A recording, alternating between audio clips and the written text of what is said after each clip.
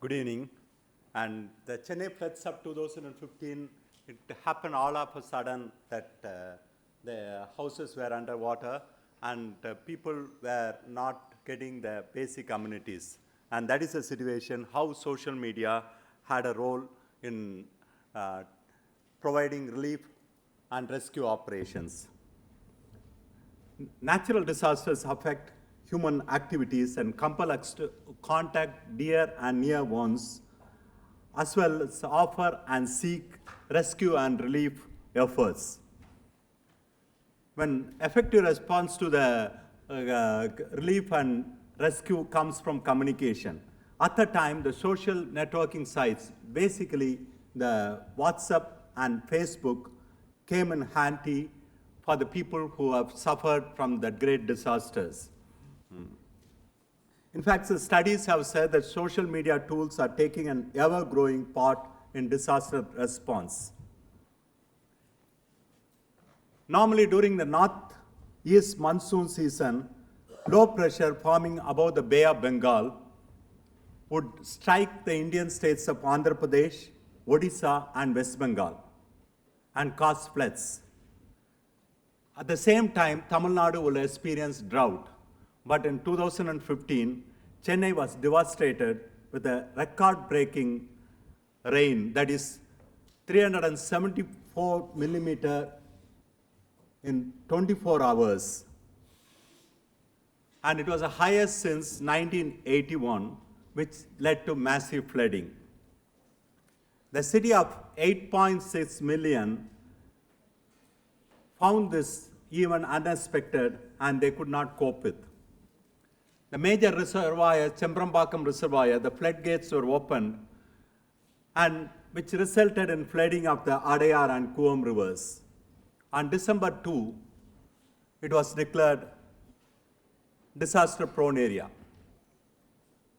Even before that, there was flooding and heavy rains, and I was about to leave for Paris for a climate change conference. I thought that it will subside and did some modification and civil work in my house and left. But after that, flooding was so heavy. Avadi Bridge collapsed.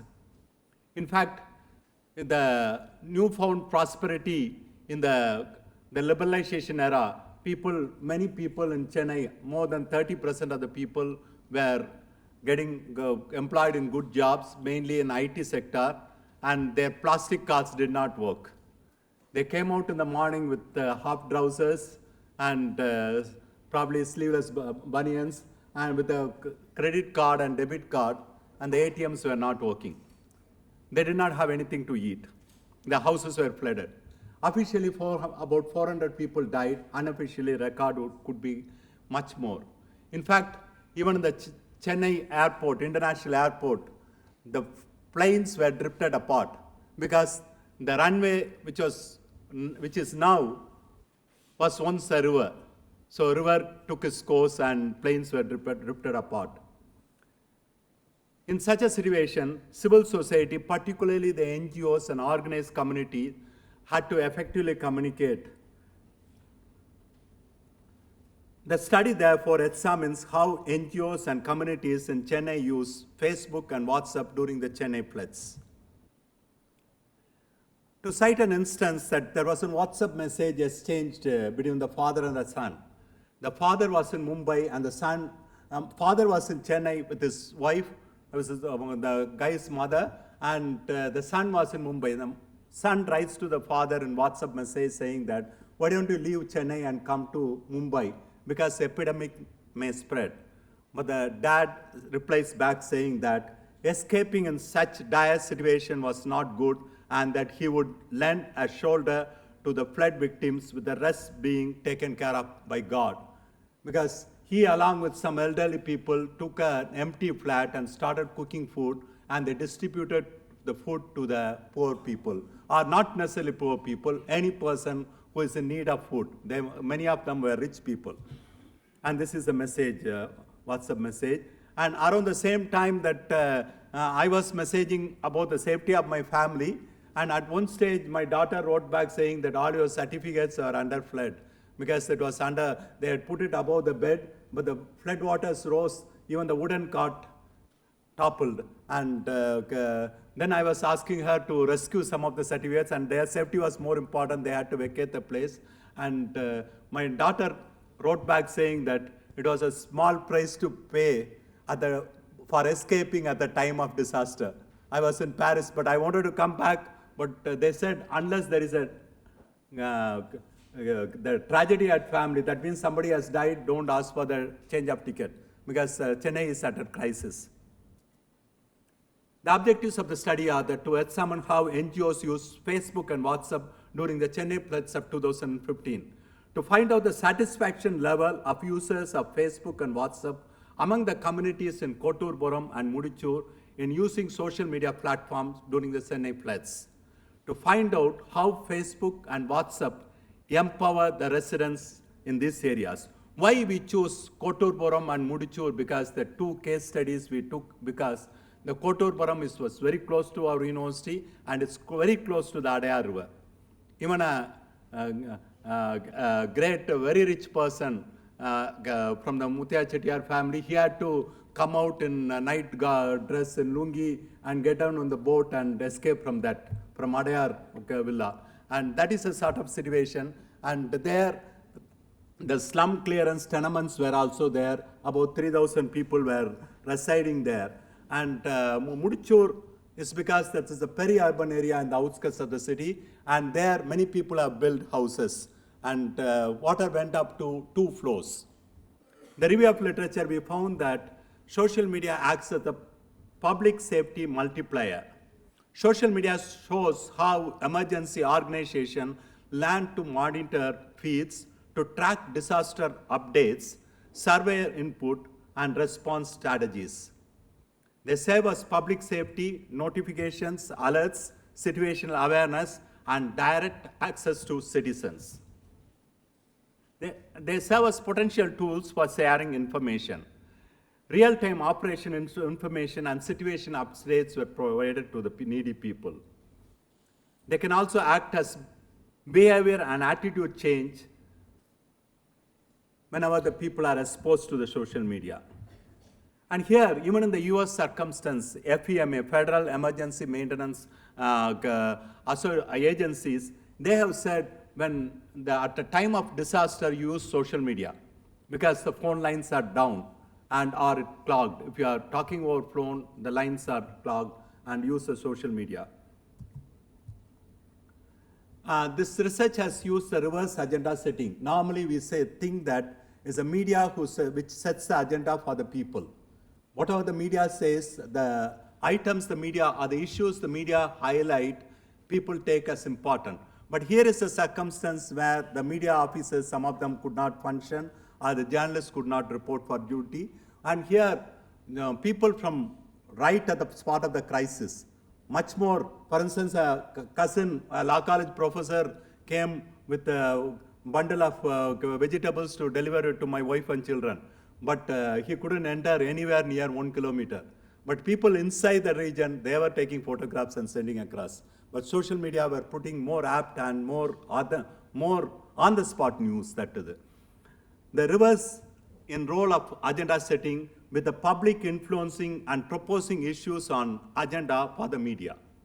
And of course, we may say that the gatekeeping role is not there, but it's a time of emergency, the social awareness was all, the social consciousness was there, not many fake news were distributed. The main problem of agenda setting theory is that what people tell the media to think about, as a reverse in roles, will compel the media to present the public agenda. Even the very same WhatsApp news I talked about, the dad and son, was again printed in the print media. We use semi-structured interviews with the founders of NGOs, non-government organizations, mainly the 3 organizations which were active in the flood rescue and relief. We took it, Chennai Volunteers, Bhumiga Trust, and Chennai Trekking Club. Apart from that, a survey was done with the two most affected places we took for case study, Kotturpuram and Mudichur. And we also used empowerment indicators. You see the last paragraph, the indicators of empowerment. At the times of disasters, we identified from the case study from the review of literature from different authors, that is information, real-time operational information, situational updates, emotional support, and trustworthiness. We had identified that, and we were checking whether they, through the questionnaire, we were using the empowerment indicators. Indicators of empowerment in the context of disasters. And for the survey, we took 200 from Kotur, Puram, and 200 from Mudichur, and the data was collected in the very next 2 years after the disaster. And this is a Kotur Puram thing. The houses are, Chennai may claim not to have slums, but slum clearance tenements are also equally not managed well, and they bear a slum look, not dilapidated look. And Koturpuram was most affected because that Adayar River was very close by, and here there are 3,000 people living in the slum clearance tenement. And if you take the Mudichur, it's in the outskirts of the city, and it's a peri-urban area beyond Tambaram. There was an outer ring road, and the outer ring was an elevated highway, and before that, in the path of the Adayar River coming from Champarampakam, this place is situated. So much so that the elevated highway did not give enough space for water to flow under. So much so that when the flood waters came, not only from Champarampakam, from everywhere, from the places water were flowing, and the elevated highway served as a dam wall, and the entire places before that were flooded. So up to 2 floors were flooded. That means they just cannot live there. You see that how the people are rescued.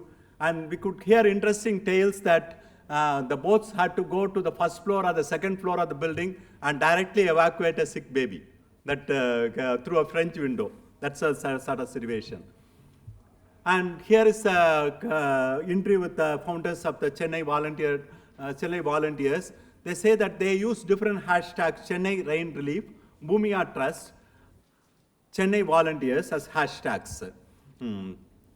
As part of their campaign and as part of their activism, they also included celebrities like Suhasini Maniratnam, actress, T.M. Krishna, singer, and Anil Srinivasan, pianist. Because of that, their activism got momentum and people relied on it. Bhumia Trust, their shares, comments, and forwards of flood rescue and relief messages through Facebook page of Bhumia Trust were very effective, and people widely used it. And interestingly, the Christie's, the notable donor, it is an international auction house. The way the messages spread, even from unexpected quarters, they came forward to help. Christie's organized a special auction for flood relief, and the money was distributed for relief and rescue. And some of the discourses which came along with this Facebook and WhatsApp messages was that how the waterways were encroached upon and was clogged, or Champarampakam was not desilted, or a marshland like Pallikarnai is encroached upon on all sides. And even, for instance, my car got affected, but I want to take it to the service station, which is again built in the Pallikarnai marsh-yard. And they said that 300 cars already they are underwater in the service station. Don't bring the car. If you want insurance, you just send a photograph. Later we will see. That's a sort of thing. Chennai Trekking Club, they constantly updated information on rescue, relief, and restoration in the cities, and they were very effective. They had 40,000 members, and the activism spread across everywhere. In case of the satisfaction level, that WhatsApp and Facebook, and in fact, Mudichur, they extensively used WhatsApp messages because of the peri-urban area. Probably in the normal days also, the phone lines were down. They were using WhatsApp. So WhatsApp was used very effectively in Mudichur, outer Chennai, and in within Chennai, the Facebook was used because Facebook, you may say that WhatsApp, they are using for very casual messages, for DP changing, all that. But when the time of the challenging times came, they were effectively able to use it at times of not necessarily the people who were affected by disasters, but the people who came forward for rescue and relief. Relief. In fact, most of my students, including my research scholars, were at the work during that time. That whenever there was a message was put across, we need volunteers, they automatically went across to help. That was the situation. You see that the satisfaction level, as far as Facebook is concerned, is high in Koturpuram inner city, where they are already using Facebook. But as far as the WhatsApp is concerned, in the outer area, is Mudichur area is higher. So the hashtags were effectively used to crowdsource on shelter, boats, helpline numbers, maps of inundated roads, food, mobile top-ups. They were given facilities made available for mobile top-ups also. The sanitary needs, water, clothes, medicines, transport, information on links. This is a t-test, how they differ. And we found that Koturpuram and Mudichur have been benefited in accessing these said factors via Facebook and said factors of indicators of empowerment through WhatsApp and Facebook. When the disaster made communication a major problem with mobile networks and landlines going for a toss, it was the top social networking site, Facebook, and top mobile messaging app, WhatsApp, in India, which served as a major component of crisis response. They provided emergency awareness and preparedness. They cater to rescue, relief, and rehabilitation through NGOs. Why NGOs particularly we give importance? Because NGOs already have a structured knowledge of how development activity has to be undertaken. Because otherwise, sometimes during tsunami, for a Brahmin population, for a fisherman population, Brahmins went and gave ghee rice, which they would not be able to consume. They will vomit if they eat the ghee rice. That sort of misplaced activism was not there when NGOs were involved, because already they had worked in some of these areas and they know the needs of the people. Residents use hashtags to crowdsource on shelter, boats, and food.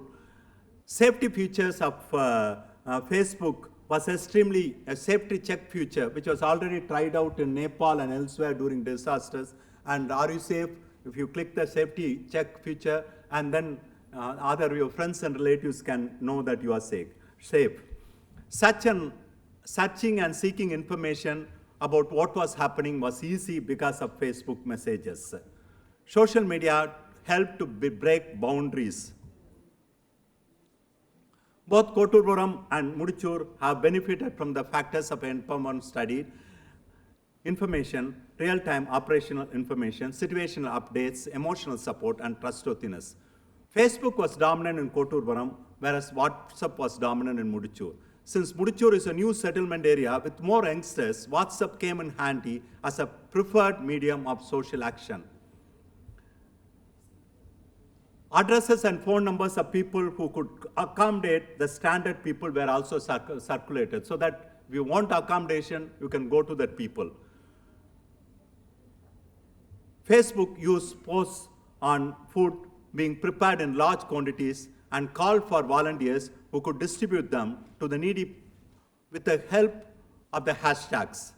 Maps of inundated areas were also updated via Facebook and Facebook with hashtags, so that if you are going for rescue and relief, or if you don't want to go also, you can avoid those places, or if you want to go for rescue and relief, you can opt for that. The reverse agenda setting was very effective in these cases, because in many places that real news, or sometimes news which the government wanted to hide, like Miat Hospital, some of the patients got killed, were drowned, or probably in some other place that in an IT firm that the drivers were with the cars in the basement, or people, self-driving people went down to get their cars when the announcement was there that flood is going to come, and they never came back out. But the newspapers did not have the courage to publish because government wanted to hide. Even such news were circulated through WhatsApp and Facebook. The first-hand reporting, along with photographs from disaster zones, was received with trust among others. Facebook and WhatsApp chats have provided valuable insights into the needs and requirements of the residents at the time of disaster in Chennai. The findings of this study could be used by government agencies, because at that time we found that government agencies was very weak in rescue and relief operations. Sometimes the ruling party was blocking the relief trucks and putting their party stickers and sending it, so that they are doing the real relief and rescue operation. And non-government organizations to be proactive in disaster-prone areas. The unique contribution of the study are how social media could play the role of reverse agenda setting and empower people at the times of disasters. This study proves that the proliferation of social media has challenged the role of conventional mass media in setting the public agenda by coming out with a new approach that it is no longer the media, but the public could propose issues on the agenda and reverse the agenda is acceptable by the conventional media. Because even without gatekeeping, the conventional media was able to take up the messages from the social media at the time of these floods. Because otherwise they were not getting the first-hand news. They did not have the courage to venture into the areas. This research has contributed to achieve a state of optimum collaboration among multiple stakeholders. It can be, I talked about NGOs, but real field activism by ordinary peoples.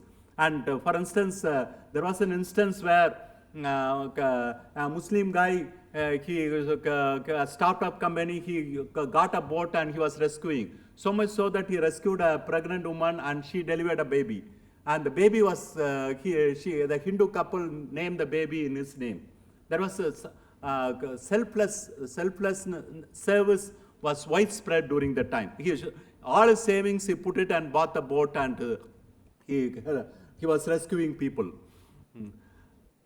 Stakeholders, the stakeholders not only NGOs, but different peoples, from IT people, the students, teachers, and every sector of people, they were focusing on that. The Chennai, the selfless service mentality rose because for the simple reason that even the very people who are in the very high level IT people or high paid jobs who would not talk even to the flat next door, they were in the streets, they had to talk, interact with others for rescue and relief operations. That helps facilitate an improvement in the disaster management concepts with a view to attaining empowerment. Thank you.